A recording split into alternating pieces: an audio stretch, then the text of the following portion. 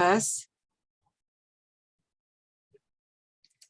Good morning. Today's Sikha is from Chelek Yudches, Parshas Matos, the second Sikha on Parshas Matos. We're learning in the schools of Rav Yosef Yitzchak ben Sima Chasya and Masha Bas Batsheva. The Eibush should give them a refuah shlema ukreva. I also want to say that if you want to grab a Chumash Bamidbar with Rashi, I think you might appreciate having that resource at your fingertips.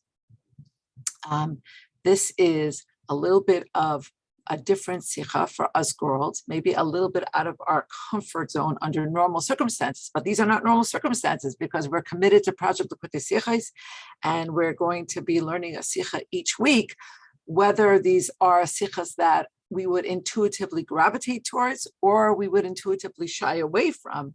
But we're moving beyond our comfort zone into wondrous terrain. And this sikha, I learn the sikha every week with my husband. Baruch Hashem, it's become a really very, very sweet spot for us. And as soon as he saw it, he says, this sikha, I remember when the Rebbe gave the sikha, I remember all of us kaching in it and talking about it and walking around for days and talking about the wonder. And so here we are living in the wonder. Seif Aleph. The Parsha Shabbat Nitzdavu B'nai Yisrael al Dine Hagolas Klei Midyan. In this Parsha, B'nai Yisrael are commanded regarding the koshering, the purging through immersion of the vessels that they took as booty from their war with Midian. By the way, this is the parsha that has the iconic words Hecholtzu, upon which that entire mimer is based. The war with Midian and what is so distinctive about this war, but that's for a whole other time. So this is the parsha. And it begins in Parak Lamed Aleph from Pasuk Chaf Aleph, and going forward, there's a whole set of psukim that deal with these halachos. So on this concept, Hiksha HaRamban, the Ramban asks a famous question. Lama nemar hatziboy halagolas kedim rak b'mchemes midyan v'lo kaidim l'chein. Why does the Torah only give us these halachos, this commandment regarding the koshering or purging of vessels only after Mechemes Midian? Why not earlier? Like, for instance, Mechemes Sichon v'Oig, like when the Jews went to war with Sichon and Oig. Asher ap mehem lachu b'nei Yisrael shalom, ubevadai hayu gam kelim bein hashalom. And in that war, for sure, we know the Jews took booty, and included in the booty, there had to be kelim, there had to be vessels that were used for the preparation of food, for the service of food. So why not earlier? The Ramban answers, She'eretz Yechabo'eg minachalas Yisrael hi b'hutar lehem kol shlolam afilu ha'asurim. The Ramban answers that Sichon and Oig belong to the Nachal of Yisrael. This was something that Hashem promised Bnei Yisrael, and therefore everything found in that sholal, in that booty, even things that would otherwise and certainly later become forbidden, were permitted as well. For Amru Rabbi Seinu, and he says, our rabbis teach us in the Gemara in Chulin, Kidli dechazire istri lehu, that even the nape, the necks of pigs, were permitted to them. Aval Midyan lo haya mishalahem, but Midian was not part of the Nachla, and they only took that land in order to avenge, a score that Midian had done to them. And therefore, this is where we get halachos, because they had to act upon these halachos of what to do with the kelim, because the kelim from Midian were kelim that had to be purged, and therefore the Torah gives us the laws about this here and not after Sichon and Oig. Now, just preempting a question of why is it that they were permitted in Isurim because it was part of Sichon and Oig, And how could this be? So, I'm guessing that many of you have heard this mashal used before. It's a very, very important mashal to explain a lot of concepts. That every game has rules. However, somebody has to make up the game. Somebody is the one who founded the game, who made the rules. And so there's a level where you can transcend the rules. The rules are only operative amongst the people that have decided to play this game, which has certain rules that define the game. But there's outside of the game, there's above the game. So if you want to say, why were they able to eat napes of pigs? Why were they able to eat chazer? Isn't that not permitted? But first of all, we have to remind ourselves, what makes chazer impermissible? At least now, until Mashiach comes. Because the Eibishter said so. But at that time, the Eibishter said, you're allowed to eat it. And that's it. So then it's not asur. Now, al pi Chassidus, you might be able to say that there was an inyan here that they had to elevate everything from the nachala that was to be theirs, inclusive of things that would otherwise be impermissible. If you don't want to go the route of Chassidus, then you have to just accept that this is a Gzeres HaKasov, that this is what the Eibishter said. And there are similar things to this, like before, there was a time where they were able to eat meat that was just stabbed to death rather than shechted, and so on and so forth. Okay, so that's the question of the Ramban and the answer that the Ramban gives. But the Mefarshim asked a question on the Ramban. The parsha zu nitzdavu b'nei Yisrael loirak al dinei gi'ulei kelim shel nachrim. In this parsha, b'nei Yisrael were commanded not only about purging the vessels that come from non-Jews, elagam al tvilas kelim shel nachrim, but also on immersion of vessels that come from non-Jews. Okay, so in other words, and I find a lot of times that this is something that's very confusing to people. People conflate koshering and immersion. They don't realize that it's two different things, and both things have to be done. And in this parsha, we learn about both. Like Rashi tells us here.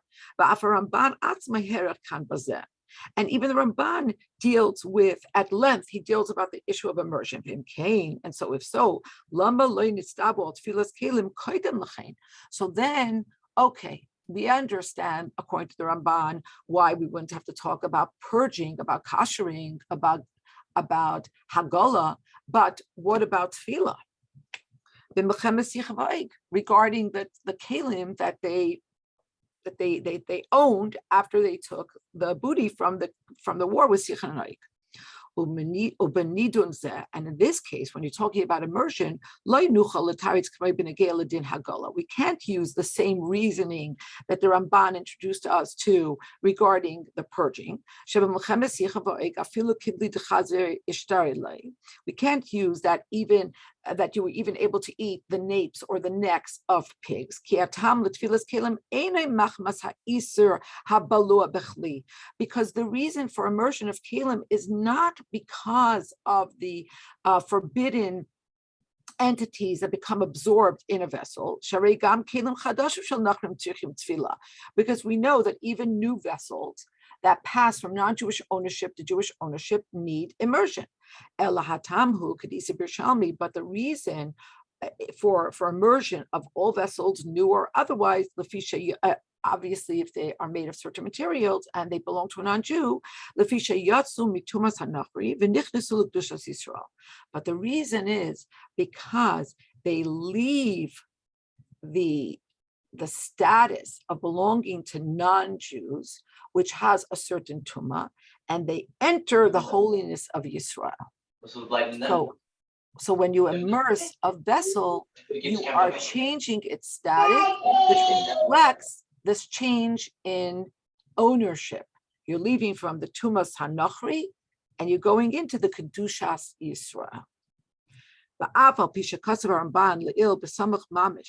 And although the Ramban writes right here, the Libi Mahara Oid Leimar Shatfila Hazum Midivrehim. And even the Ramban says that take into consideration, or my heart tells me that these words in the Torah are actually an esmachta, v'hamikra esmachta asu, I say, that this is not a mitzvah daraisa, it's a mitzvah darabanan, it's mitivreihem, from the words of our sages. And the words in the Torah are esmachta, they prop up the words of the sages. Mikol makam eina muvan. And even if you want to say, let's say, that tefillah, which you'll see at the end, the Ramban says that is still, he still needs to think about it because it's not 100% sure.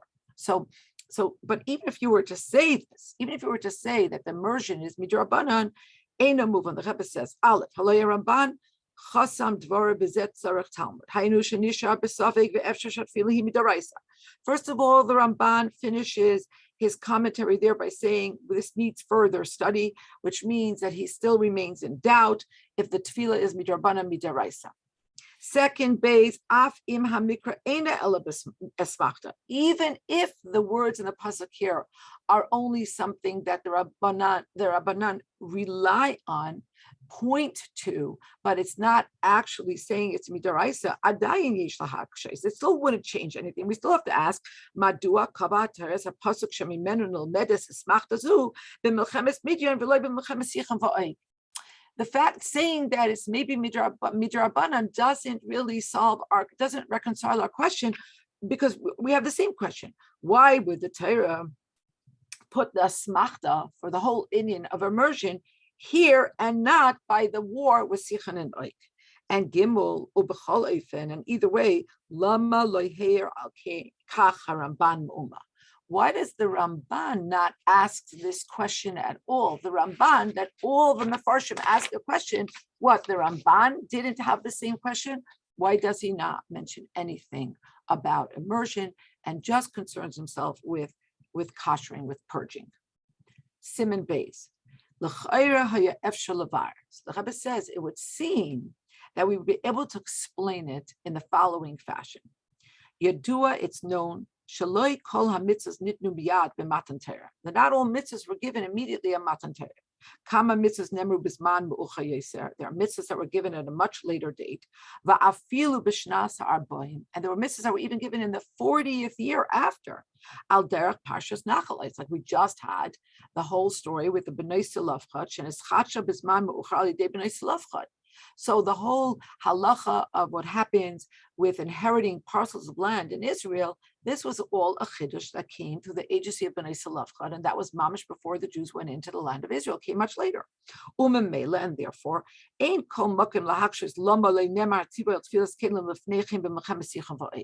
and so therefore, maybe we could say that it's not such a huge question to ask why this doesn't come earlier. Because for whatever reason, this was a time as divined above. Like we have a very famous expression, that there are things that are nischadesh, there are new things that are introduced at a certain time when it's decided above that that's the time to give that Torah. So then Rebbe says, okay, so if so, then why does the Ramban ask the question about Hagolah? In other words, if you could never ask why now, why not before, why not later, so why does the Ramban ask at all about that other issue? The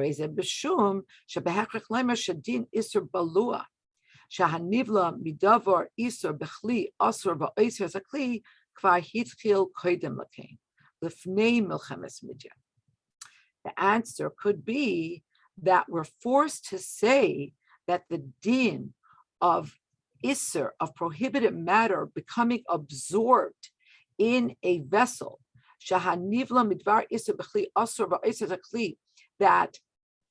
that the vessel becomes prohibited, just like the non-kosher food becomes prohibited, that already started earlier, lifnei milchemes midyan, before milchemes midyan. And that's why the Ramban is asking, why is the Torah coming like Johnny come late and giving us the halachas here when we know for certain that the Jews were keeping the halachas earlier? How do we know for certain? Because in Chumash Shemais, in Parshas Tzav, the Torah tells us, "Bechli charash asher tivashel boy yishaber, ve'im bechli nechoshes bashlo umarak v'shutaf b'mayim." The Torah tells us that if you cooked in a earthenware vessel, then you should break it. And if you cooked in a metal vessel, then you should scrub or scour it and rinse it. Uperish Rashi Sham, and Rashi explains this, and he says, Yishaber, you should break it. Lefisha bliya shenivlaz by nasa noisar.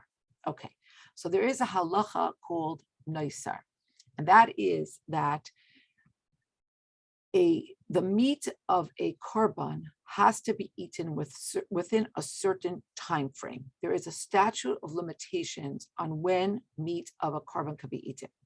Even having in mind that you won't eat it in the given time is already a very serious issue called pigul.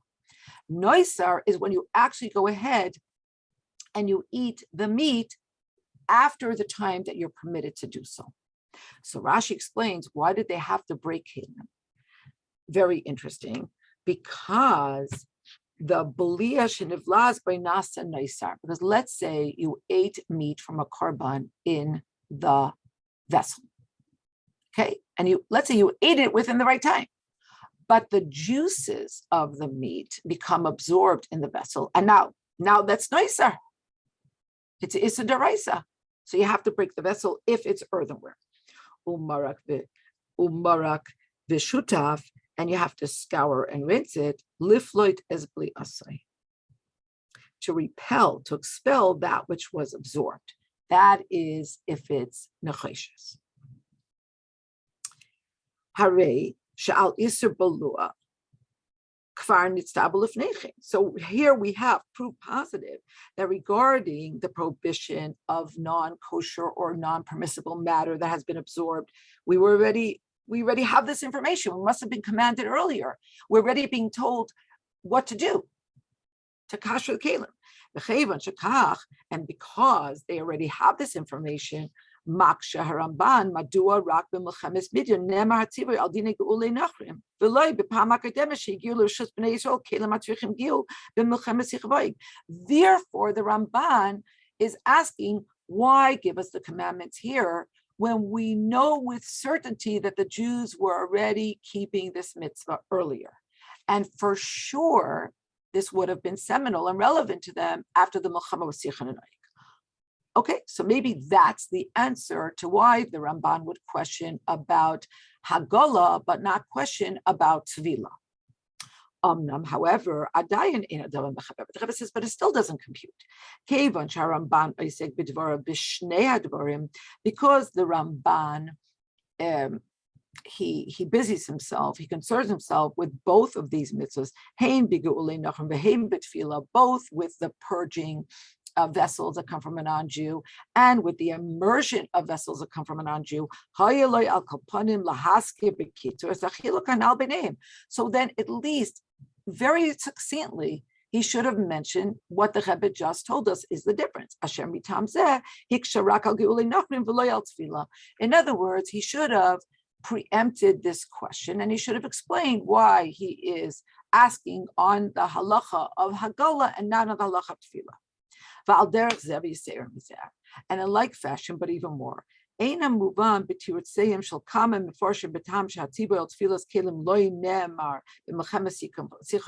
Rebbe says, and in like fashion, there are other answers that the Mefarshim give, and they're also not satisfactory. He says, in addition to how forced those other answers are, and this is not the place for me to go through all the resolutions that the other Mefarshim set forth and why they're not satisfactory. The Rebbe says, but there's still always going to be this general question, Lama lo amad haramban al kush yazu. If all the other Mefarshim are smart enough to have this question, why did the Ramban not address this question by himself? Gimel. B'Yuvan, we will understand this. B'haktim shtei tmios noisafos b'inyan tfilas kelim. And the Rebbe says, I'm not going to give you the answer yet. We're going to understand this by widening our lens and looking at two other curious additional curious features that interface with the notion of immersion of vessels. Aleph. We know what the Noda B'Yehuda and the Chasam Sofer wrote. That when you sell chametz to the non-Jew before Pesach, lo yimkar sakelim hachamutzim. You should not include in the shtar chametz reference to your kelim, your chametz dika kelim. She'im meichram tzarich ladbilam. Because if you sell your kelim, you will have to immerse them. When you go back and you buy them back from the guy after Pesach, they will now have been in the possession of a non-Jew, and you'll have to immerse them.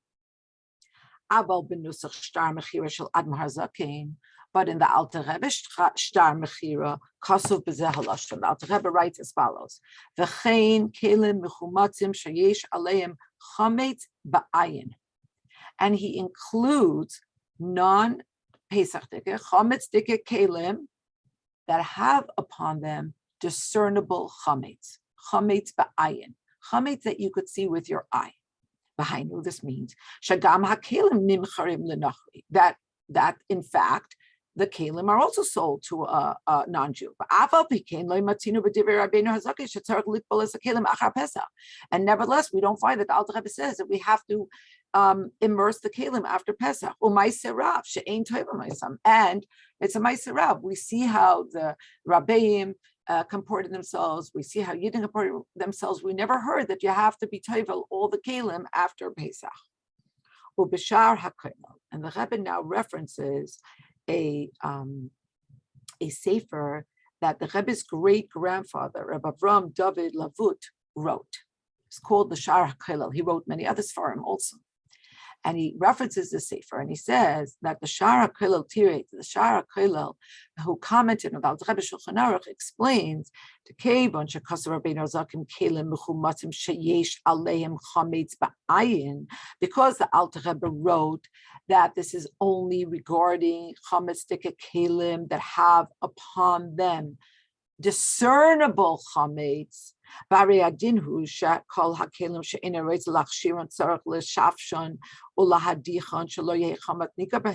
because the halacha is that all the kelim that you don't want to kasher for Pesach, you have to scrub and you have to rinse, so there'll be no discernible chametz upon them. And so therefore, this means practically that you wouldn't have that you're selling klei seuda. You're selling your dishes or things that you use. And these are things that are normally clean. They're clean for chametz ba'ayin. Hopefully you don't have discernible food on top of the dishes. And only that kind of kli would need tefillah, and those kind of kelim would be clean. So that's how the Shar HaKolel explains it.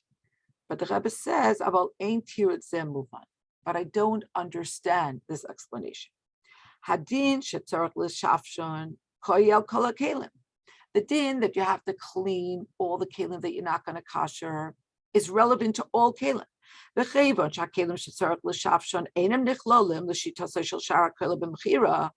And the Shar HaKolel is saying that those kelim are not included. Im kain mahim hakelim haniskorim b'shtar mechir shemecharim hachametz. So then, which kelim are you selling? If the halacha says that any keli that you don't kasher, you have to scrub and you have to rinse, and the Shar HaKolel says, oh, so those kelim are not being included. So then, which kelim are included? Rebbe says, I don't understand. And therefore, you're forced to say,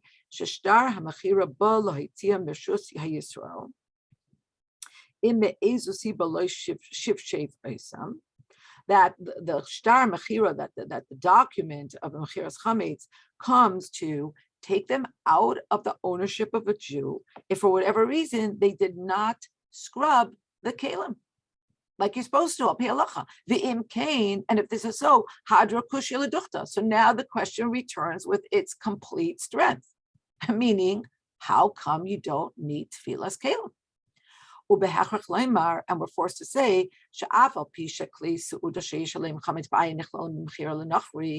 although vessels that you would use for service that have discernible chametz upon them are included in the shtar chametz, they're included in what you sell to the guy.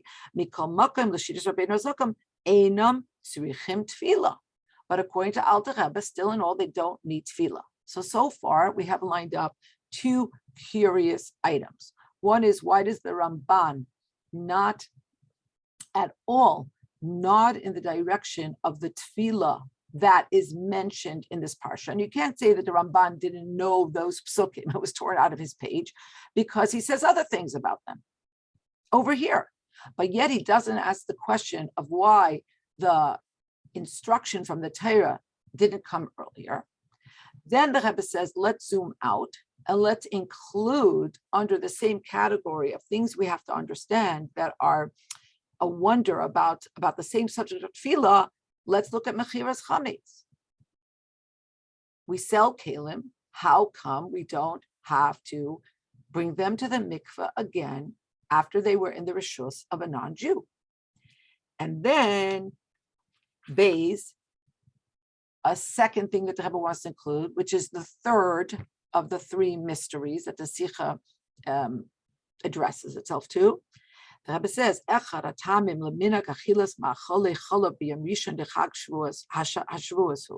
one of the reasons for why we have a minhag to eat milchike foods on the first day of Shavuos is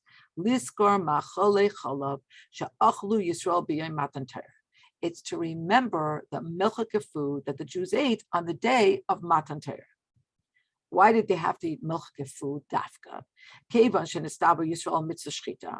it was then that the Jews were commanded on the laws of shchita,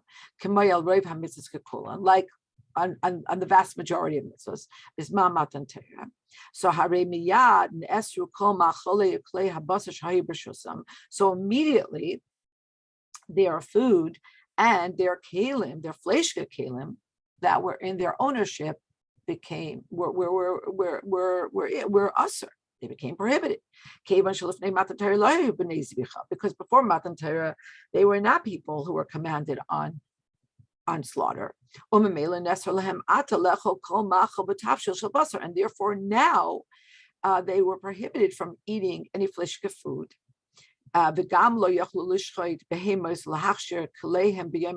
They also could not quickly shecht animals, and they could not quickly kasher their kalim on the day of Matan Torah, because everybody agrees that Matan Torah was on Shabbos, and on Shabbos you can't shecht, and on Shabbos you can't kasher. And so therefore they had to eat only milchike food. And it would seem that you could ask a question on this very explanation. And that question is, how are they permitted to eat? Okay, let's say you want to say that they drank milk. Got it. Okay. Cottage cheese, good.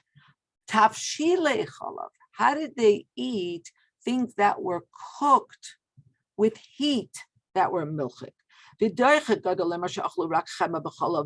it's you're very hard pressed to say that they only ate butter and milk, but nothing that was cooked or baked. And more, because if this was so, because if in fact they only ate cold dairy foods, this would have somehow been reflected in our minhag on Shavuos. And we have no such minhag to only eat dairy cold, hard cheeses, etc., etc. And in either way, shouldn't they at least have to have purged their milchike kelim?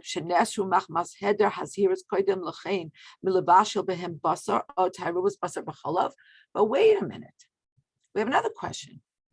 Shouldn't they have had to kasher also their milchike kelim?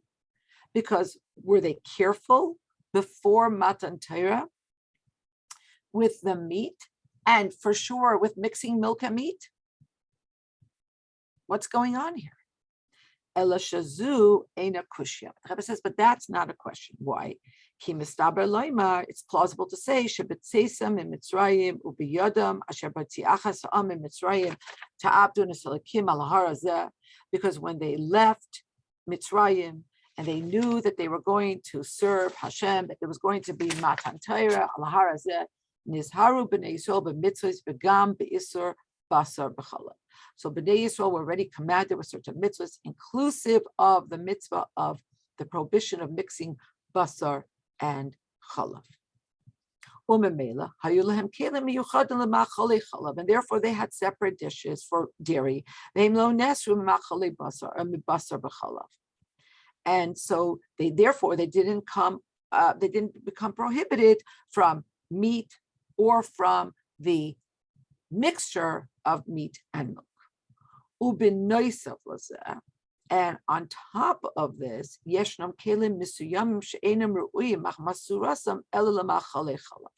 The Rebbe says, and there are certain kelim that because of the way they're constructed, they're only appropriate for dairy and not for meat.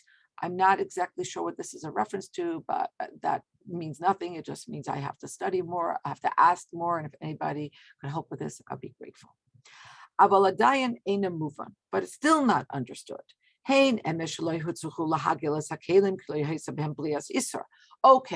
so let's say they didn't have to kosher their kelim, their milchika kelim, because there was no question of absorption of something that was prohibited.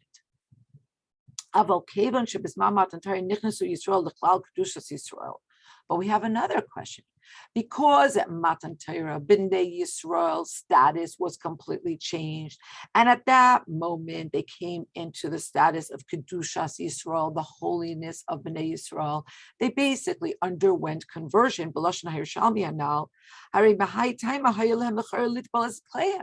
So for that very reason, forget about koshering kelim. But didn't they have to immerse their kelim that had belonged to them before Matan Torah when they were not in the category of Kedushas Yisrael?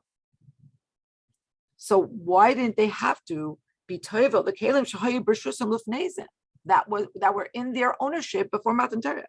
Kasher adayin lehayu Kedushas Yisrael, when they were not yet in the category of the holiness of Bnei Yisrael. Imchain Hadra Kushya Leduchta. So now we're back again to square one. The question returns in its full strength. Ech hutar lahem l'shtamesh bechlei hachalav shalahem l'lay tefillah. How are they permitted to use their milchika kelim without tefillah?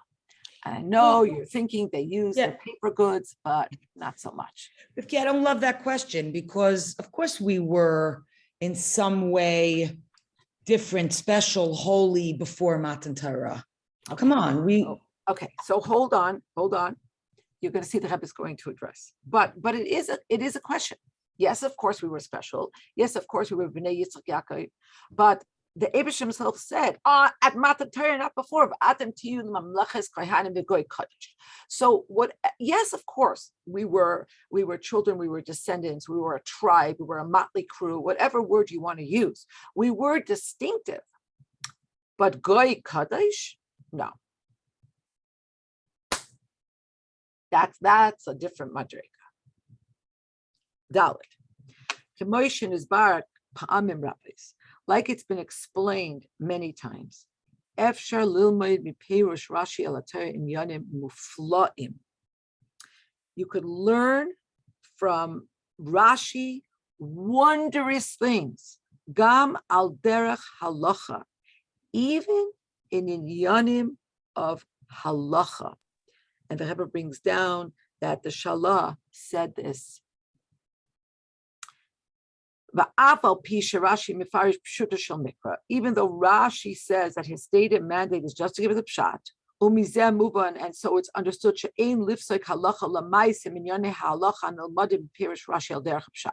and so it's clear and understood that we can't paskin halacha from the inyane halacha that are cold from Rashi's perish al derech pshat. But still in all, mikol makom bekama mikomis hevi Rashi and Yanim shaloi midas atzma ela b'shem rabbeinu darshu. There are a number of places where Rashi brings things, and he brings them down in the name of our rabbis taught this creates b'zeh. Umizeh move on, and from this it's understood she'av shezeu drash hanegei l'pshul mikra, that even though it's medrash, it's drash, it's hanegei l'pshul mikra al kain hevi Rashi b'perushay. Therefore, Rashi brought them. Okay, because Rashi says, I'm only about pshat. So when he brings down a medrash, it's negea to pshat. And when he does this, harehu hailem gam espeifen halimut shel rabbeinu darshu. That means that this too is relevant, it jives, it's legitimate. And therefore, that also includes limud al derech halacha. And so the Rebbe is going to show us something absolutely amazing, that the Rebbe learns from a turn of phrase from one word in Rashi, and how this helps us understand the seminal halachas. V'cheinu gam b'nidun didan shahabir b'chol hanal yuvan mipirish Rashi b'harshseinu alatar. And so this that the Shalat taught us, that we could learn wondrous things even in halacha, is relevant to our parsha, to the question that we asked, and Rashi's perush on this inyan in this parsha. So this is where I said that you would, I think, appreciate having Rashi open, even though the Rebbe brings down all the words, but there's something about looking in the Sefer. Okay. Behavior is inyan tfilas hakelim ala pasuk ach b'mei nida yischata. So this is pasuk Chav Gimel in Perek Lamed Aleph in our parsha Matos. So I'll give you a moment if you ran to get a chumash.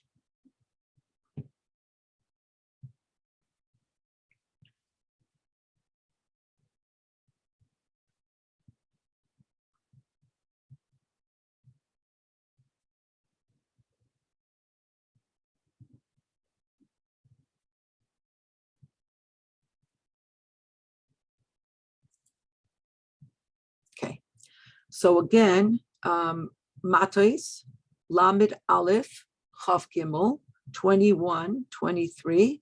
If perchance you have the Mitzudah Chumash, it's on page 420. So the pasuk says, "Kol davar sheyaveh ba'esh," anything of these materials that can be placed on a fire, ta'aviru ba'esh, you must pass through fire, v'taher, and it will be purified. Ach b'mei nida yischata. However, it must be purified with sprinkling water.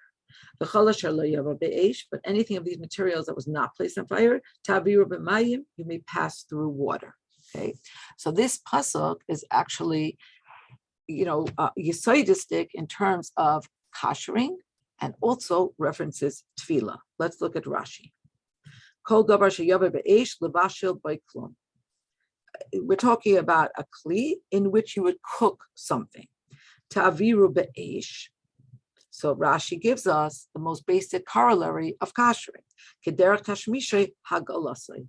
It must be purged, it must be kashered in the very same way that it was used, with the same manner of heat. Misha tamshishay alidei chamin, something used with heated water. Yagi lenu bechamin, has to be purged with heated water. Or mi shetashmishay alidei tzali, something used for roasting. Kegoyin hashafod v'ha'askala, like a spit or a grill. Yilabnoi or you have to take a blowtorch to it. You have to bring it to white heat with fire. Okay, next part of Rashi. Ach b'mei nida yischata. L'fi pshuta. This is according to the plain interpretation. Chitui zeh l'taharoi mitumas meis.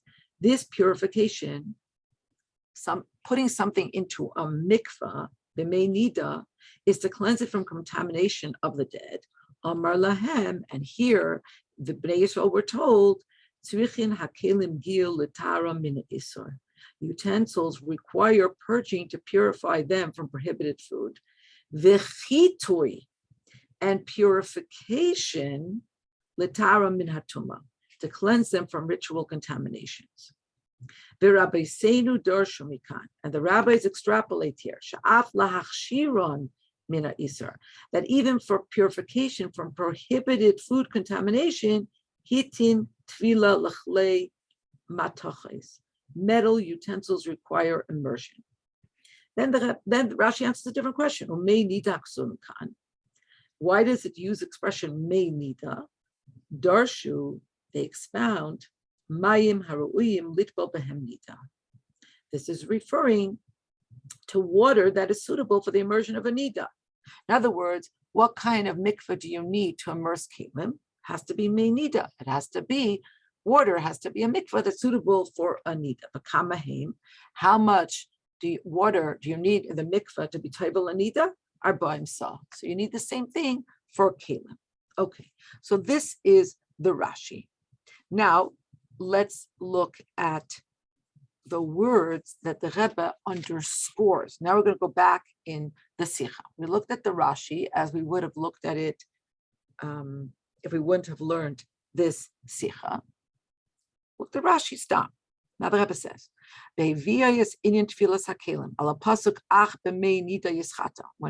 talks about tfilas kelim, on the words ach b'mei nida yischata, kasav Rashi writes, lefi pshutei, simply, chitui zeh, this cleansing, litaharoi mitumas meis, would be used to purify something from tumas meis. Amar lahem, and here he told them, tzrichim hakelim giu litaharom, that kelim need purging in order to purify them, min ha'isor, from what's prohibited, v'chitui, and they need to be sprinkled, they need to be addressed, l'taharam min ha'tuma, to purify them from the tuma. Rabbi Seinu Darshu, and our rabbis taught, Mikan, from here we learn, Sha'af lahachshiran min ha'isor hitin tefillah, that also to kasher from what's isur requires tefillah.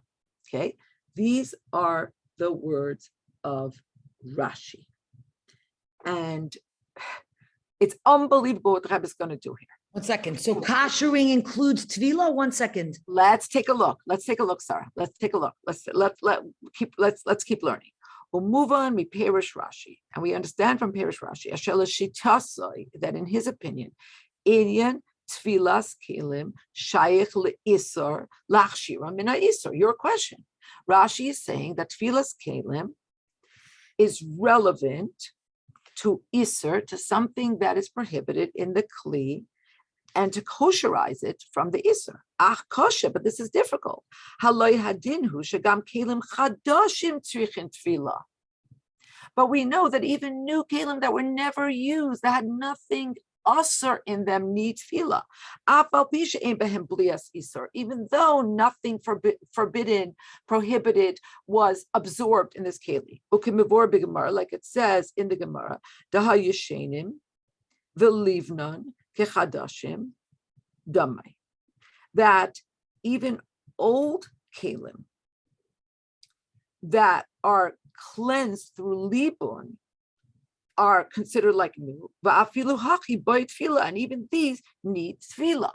So when you have a student or somebody in your town who's koshering their home, and certain things have to be thrown out, of course, and certain things are koshered, and maybe certain things have to go through libun, right, with a blowtorch. They're considered clean and new. They're considered like new, but these need tefillah. So you're not putting them in the mikveh to take out what was absorbed, because you took care of that already with the blowtorch. Still needs tefillah. So the Rebbe says, so what does Rashi mean, lahachshiran? Min ha'isor. V'yisera mizu, and more. Rashi ba'asmo perisima pasakanal b'chola shalayova be'esh tavira b'mayim. Rashi himself explains to us here that whatever blowtorch can't work on, whatever you don't need a blowtorch for, put into hagola, to water. V'chola shalayova be'esh kol davar she'ein tashmisha alidei ar v'loy boloi iser. So tavira b'mayim. So Rashi says, and these things that never had any isur, you also have to immerse mitfiloi v'dayai and matbiloi v'dayai. You immerse it, and it's enough. V'im came. So if you're talking about kelim that never absorbed prohibited matter. What does Rashi mean when he says that they need tefillah to kosherize them from prohibition? I said something wrong here. I want to correct myself. Starting from v'yasera mizu, and even more. Rashi ba'atzmai perusiyim pasuk hanal. Rashi himself is mefarish the end of the pasuk. Look back into this Rashi, which we did not do, on the words v'chala shelo yavoy ba'esh. And Rashi says, "Kol davar she'in tashmisha al yidei ha'or." Anything not used with fire, such as cups and jugs, and flasks, which are used for cold food, v'loy balu iser, and therefore did not absorb prohibited food. Ta'aviru b'maye matbielin b'daya, immerse them and it's sufficient. And this is only with metal utensils, okay? So Rashi himself underscores that there are things that never had blia, they never absorbed anything prohibited, and either because it was cold or because it never had anything impermissible, and still you have to put them in the mikvah. So why? And he says it's lachshiran mina isor. Which isor is he talking about? If you want to say you have to put them in the mikveh to change their status, that's one thing. But lachshiran mina isor, what isor? Hey, so now the Rebbe is going to, in wondrous fashion, explain this whole thing and answer all three questions in one word. The Yuvan Bahaktim Hadir B'Lashon Rashi. We'll understand this by prefacing, by looking at a specificity, a diuk in the words of Rashi. Lagabe Giul Kasav Rashi Shepulasahi Litahara Mina Isar.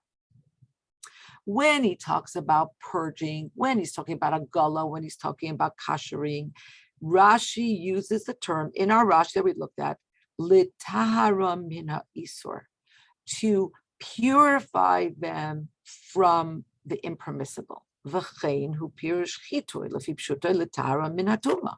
And he says that the word chitui is to purify them from the tuma.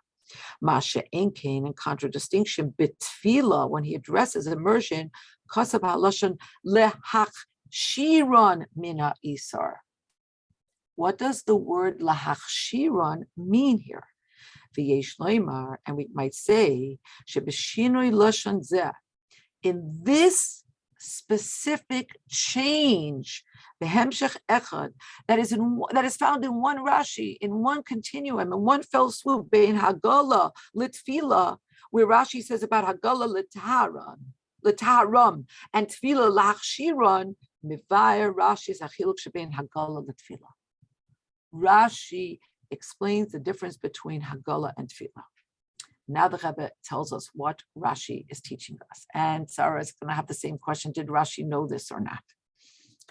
Geder Tara Shayach Rak B'Davar Sheyesh Boi Tuma.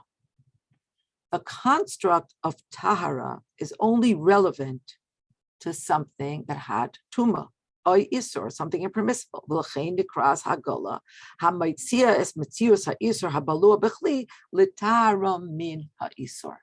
And therefore, Rashi describes the process of purging, which extracts that which became absorbed in the keli as l'tahara mina isur, to purify it from the isur. V'ilu lahachshiran. But what does he mean with the term lahachshiran? Hukamai lashon hachana.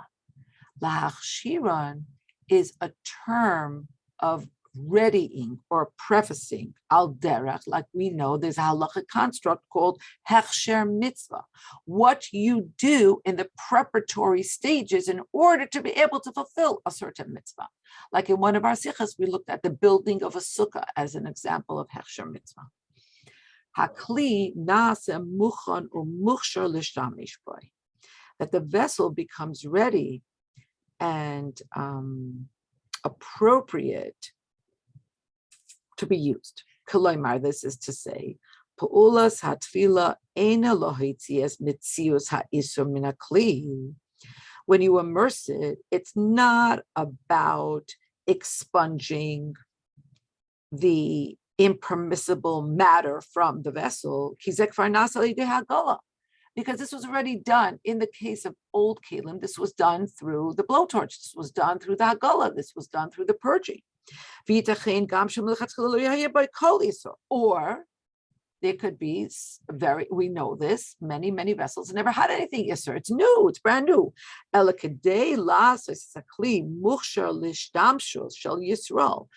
in order to make this vessel ro'ui, to make it something that is Worthy. Thank you, of usage by a Jew, hamushleles me'isr, that precludes the possibility of prohibition. Me'ha'ifsharis ba'alulius le'isr. You have to completely obviate the possibility of this being even plausibly used for something impermissible. Kishahakli hu b'rshus nachri. Because as long as it's in the reshus of a nachri, it can be used for something impermissible. So even if a non-Jew never used it, practically speaking, you bought it, it's brand new. But the possibility did exist. So when the vessel is transferred from the reshus, from the ownership of a non-Jew to the ownership of a Jew, this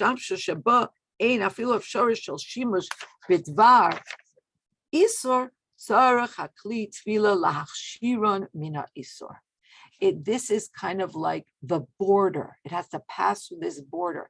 It needs immersion when it goes from the reshus of a goy, where there is the possibility, even if practically this will never happen, for it to be used for impermissible matter. So it has to go through tefillah to enter into the domain of something that is a reshus of a Jew. Vidugma be'inyanenu. And an example for this would be Hatzivui b'negel in a Shem Midyan. We just had the whole saga with the women of Midyan. And the Torah says, V'chol isha yadas ish hargu. Every woman that was not a virgin was killed. And this means that this included women who were not actually involved in the sin. Ella, kapirish Rashi gam lemisha hisa reuya lihiboil afal pishaloi niv'ala. But this included women that could have had intercourse with Jewish men, even if it never happened. So it's kind of like a parallel to this, that the dishes, yeah, maybe they were never used for something asur, but they could have been because they were in the ownership of a non-Jew. V'lachein gam kelim chadashim ve'elu shetashmishan b'tzaynet. So therefore, even new kelim that were never used with anything permissible, and even kelim that were used only with cold impermissible things, and therefore wouldn't have been absorbed, and therefore it would have been okay, kasher is wise, but still, tzrichin tefillah, they still need immersion as they move from the ownership of the non-Jew to the ownership of the Jew, although they did not absorb anything impermissible.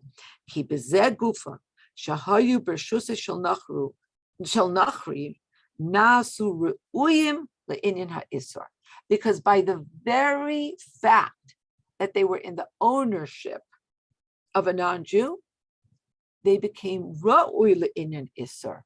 It became possible that they would be used for something that is impermissible, and therefore lahachshiran, they have to go through tefillah. Vav. So now the Rebbe ties this all up for us and goes through the question of the Ramban on this parsha, the question about how come we're not tevel our kelim that we sell in chametz, and the third question is about why the Jews were able to use their milchik kelim on the day of Matan Torah. Vav. Al pi kol hanal based on everything that we have learned above, Yiturtzu Shloish Hatmias Hanal.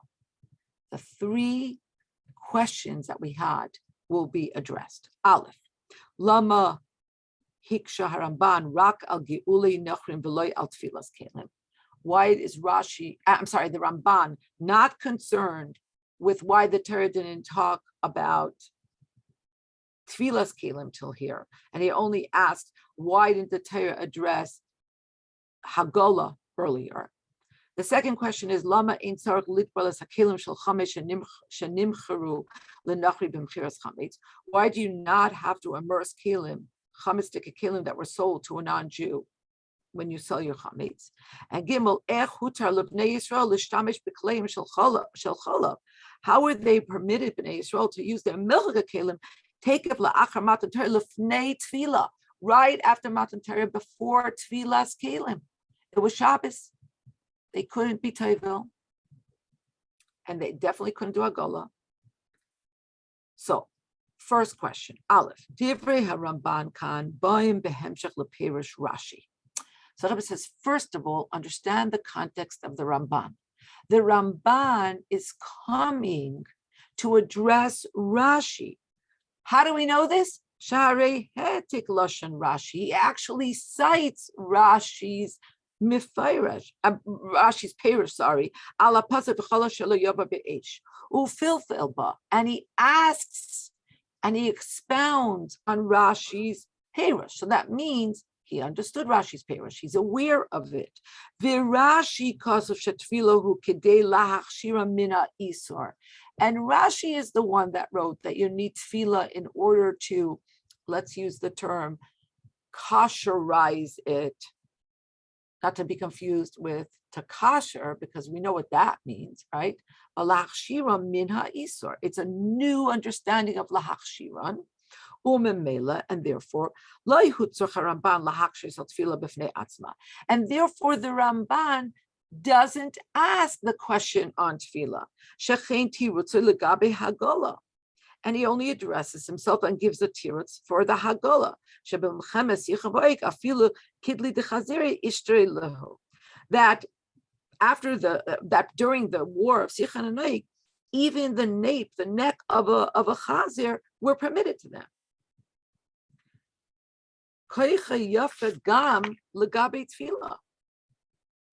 This should have been also something that addresses tefillah. Because in the milchama of Sichan and Oig, there was nothing impermissible. Even the napes of pigs were permissible to them.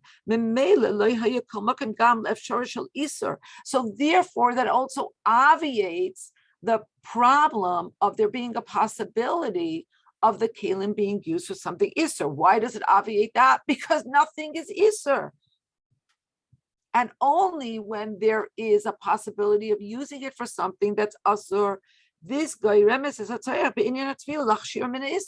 That causes the necessity for tefillah. But at that time, there was nothing that was Asur. And again, we have to get over ourselves, right? Because in our head, in this rule, there are always things that are permitted, and there are things that are impermissible. But here, there was nothing impermissible. And Chassidus teaches, what does it mean, Asur? It's tied up, the Nitzutzei Kedusha are tied up, they are incarcerated in Shleish Shleish Klipas Natmeas Legamre, and we cannot extract them. We cannot do anything. Making a bracha won't help, nothing can help. And that's why we can't eat it. But at that time, there was nothing asur. So therefore, the Ramban doesn't have to address why we don't have the halachas of tefillah earlier, because he learned from Rashi that there was no isser at that time. If there's no isser, you don't need tefillah. Beis. How does this apply to mechiras chametz? Although you sell your chametz, and yes, we do sell our kelim, our chametz kelim to a non-Jew.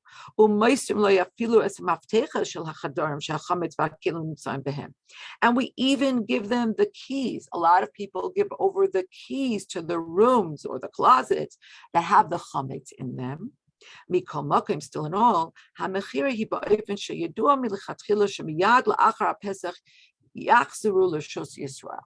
But everybody knows that this arrangement is such that immediately after Pesach, all of this will be returned to the Jew.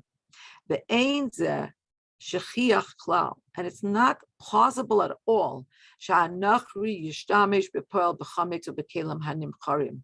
Ad shekasvu kama me'achareinim shekol ini mechiras chametz u'ke'ein ha'aroma. We know that it's not plausible that the Nachri will come with his keys and he'll actually take out the things and he'll use them bepoel mamish. And the Rebbe says in brackets, and some of the Achrayim wrote that the whole thing of Mechiras Chametz is like arama, it's like a scheme. But regarding the Isser of Oni Chametz, even this scheme is enough. In other words, it's enough, even though you know, and the guy knows, so you know that the guy knows that this is just pro forma. You don't expect them to come and use your George Foreman or your very, very cool, what's the gadget where your dry fryer, what's it called?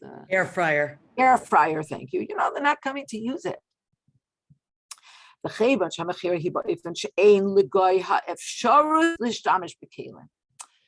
because you know that the mechira is in such a way that it doesn't really give the guy the opportunity to use your kelim.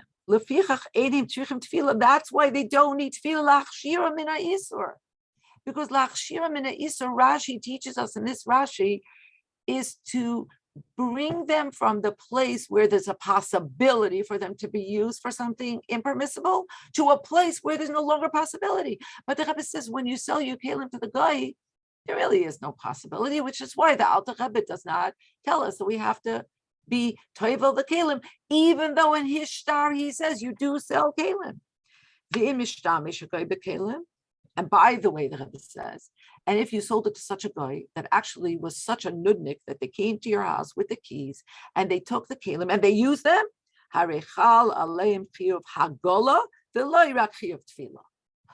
now you need to kasher them and toivel them. You need to trust the rabbi that you're selling your chametz through, that he's going to find the right kind of guy who has enough of his own utensils. Gimel. And now we have to go back to Shavuos. And what about regarding the Jews eating milchike foods on the day of Matan Torah? Kefishin is barley, but in pursuant to what we have explained above, Nishmru b'nei Yisrael isur basar b'chalav fnei Matan Torah. We've explained that the Jews were careful with basar b'chalav before Matan Torah, the imkain, and if so, hare lo'izu b'vat shalei hayu b'chli hachalav shalahem shum bulias isur b'poel. Not only was there no absorption of basar b'chalav, practically speaking, eliyaser mizu lo'haisa b'hem efsharus l'kach. There was not even any possibility, because they were careful, because they already got this mitzvah and they were careful with it. And therefore the milchik kelim did not need tefillah.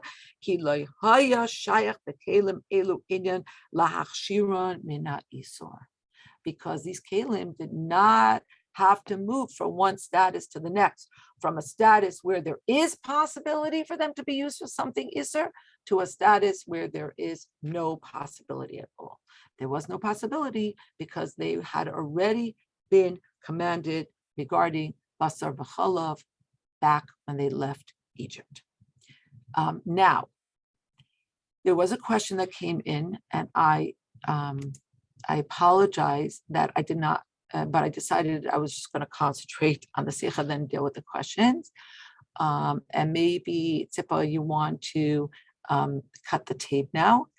But I just want to say that in our chat group, there's a really wonderful clip that if you didn't have a chance to listen to it before, listen to it now. It gives you context, historic context for the Sikha and the excitement that the Sikha generated. When, yeah, you should listen to the clip. Okay, were they eating mud at this time? Okay, so I have to say that in preparing the Sikha, this Klotz Kasha, this very good question and very like kind of obvious question came up. And I don't know what the answer is. I asked my father actually during the Sikha in my father's house, because it was frustrating me. So I asked him, I screamed over, what milchik and fleishik were they eating if they had man in the desert? They brought sheep. They had sheep. That's what he answered me. They had sheep. So they were, at this point in time, they did have milk and they did have meat. That's his simple answer. Thank you. And then later they had. Thank you, Rabbi Hecht. He's not here. And then later they had slav. So I could ask him more in depth. There's your answer. But it's confusing because we talk about man, and now we're talking about milchik and fleishik dishes. Right. Okay. So they brought sheep from a tribe. Thank you. They had it. All right. So sorry, I don't know. Hey, understand. Rafi, yeah. Okay, separate whole question to understand the whole thing of mechiras chametz, because the whole thing of that efshariyut, that it has a possibility.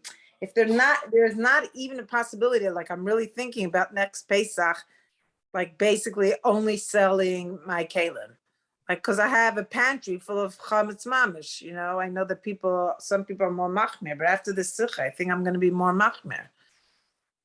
It's like I don't think anybody in this group is going to give you pushback. There are people that are more machmer, and what does the Alter Rebbe say about it? I mean, it's like unbelievable. If there's not even an efshariyut, a possibility. The Rebbe answered you in the Sikha. The Rebbe answered you in this. First of all, let me just say I am totally unequipped to have this conversation because I never learned for Sikha. I never learned. I don't know. Okay.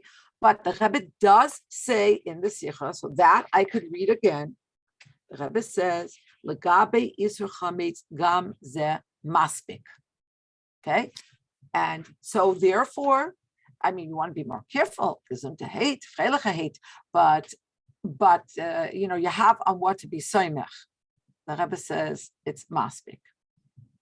Thank you. I just don't understand the because here we're talking about the possibility, like you're buying a new set of Corel dishes. Let's not confuse two things. You're not allowed to own chametz on Pesach, right? And so you sell it to a guy. That takes care of that. And you don't have to second guess that. Now the question about do you have to toivel it? So the Rebbe is explaining you only have to toivel if there's a possibility that it would actually be used for Isser. And since, practically speaking, that is entirely implausible, you don't have to toivel it. But the Rebbe is not in any way, shape, or form questioning the efficacy of mechiras chametz. Okay, I got it. You did answer me. Thank you. Good, Baruch Hashem. Okay, question in the chat. If they knew about separation of milchus and fleishiks, why didn't they know how to shecht? So this is a very good question, and we find that when Yitzchak told Esav to go get him meat right before that famous story right when he went to give him the bracha, Rashi says he told him to sharpen his knife, and Rashi says to shecht it properly. So maybe the answer is, and again, I don't know. I would have to ask somebody who knows something. But maybe the answer is that while the construct of shechita was already known, but maybe not everybody knew, or not everybody knew all the details. And this is where they had to learn all the details. And there are many, many details, as we know. Well, also, just because Yitzchak knew, it doesn't mean it was necessarily passed down from generation to generation. Maybe that was something Yitzchak knew, and meaning just because Yitzchak knew, it doesn't necessitate that the Jews in the Midbar knew. Yeah. So we have this binary where, we have this tradition that many things they knew and they did and they passed down, and things not. And I mean, we have the very, very famous sikha about, not marrying two sisters. I mean, there's this is something that we visit and revisit over and over again. Is there a sikha about why did they know certain things yes and certain things not? Or is the sikha or a conversation about that? You really, really flatter me in asking such a question as if I'm Epesabaki in Sikha. So again, I don't know, but I will ask. Thank you. There were also mitzvahs that were given to them ahead of time, like Shabbat. One of them was the Isser Basar V'Chalav, Esther. But it could be that not shchita. It could be that shchita is not in the klal. So, and the masses weren't as, so I just find it fascinating how careful the kli, even though we do tefillah and we just take it for granted, the kli has to be prepared. How much more so? It's just fascinating, and it's all with what we internalize. I wonder, the kalim that we have to kasher is food that is stuff that we internalize. And not only what we internalize has to be kosher, but the vessel that we internalize has to be. I think psychologically, if we took it apart, and I can't do it right now, but it would be amazing in health. Esther, I wonder if what you're saying, if I'm understanding you correctly, and you're absolutely brilliant, is that not only do we have to kosher ourselves, but make sure that we purge ourselves of absorbed misdeeds or or psychologically habits or ways of acting that are not good, but we have to bring ourselves to a place where we obviate the possibility of that ever happening. That's true, but I'm talking now about lahachshir is preparation for positive. By coming to a place where it's not even possible. But the thought of what we take in needs to be positive, because lahachshir, the keli, is now a positive. The hagola is more the negative. The koshering is more getting rid of. But the lahachshir is the preparation of the keli for kedusha, ourselves too. If the keli has to be, so how much do we, even of the things that we do to ourselves that are should be just garbage, we should get rid of it. It's just amazing. Anyway, I just are whatever. You saying that the keli? I didn't think of it. All these years that we table, I never really thought about that. When a woman does tefillah, it's an eis rotzen. It's a time to ask for brachas for the family, for whatever. It's an eis rotzen. It's an auspicious time. It's a remarkable time. So tefillah is probably more preparation for holy than getting rid of tumah. You understand? You see what I'm saying? It's two different. And even the keli has to be tahar, let alone us, the food that we internalize.